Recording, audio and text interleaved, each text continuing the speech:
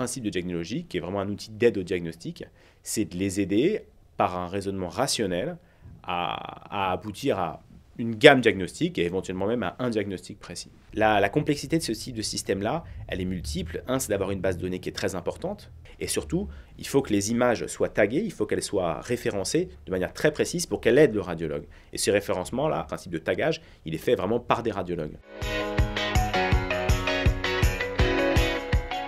Il y a un gain de temps énorme. C'est-à-dire qu'aujourd'hui, comment on faisait il y a 10 ans, par exemple, ils allaient dans un livre. Alors, très souvent, en fait, ce qu'ils font, c'est qu'ils feuillettent les pages et ils voient une image qui ressemble, ils disent « Ah, ça ressemble un peu », hop, ils commencent à lire.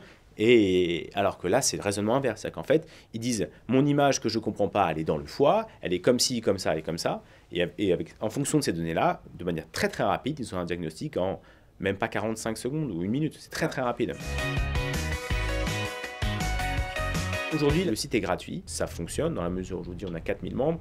On fait des cas tous les jours sur les réseaux sociaux, on est suivi par à peu près 8 à 10 000 personnes. Une fois que la solution plaît, l'idée c'est qu'on puisse vendre des licences à des compagnies radiologiques qui sont déjà dans des environnements dans lesquels les radiologues travaillent et d'apporter un produit vraiment qui est différenciant pour eux.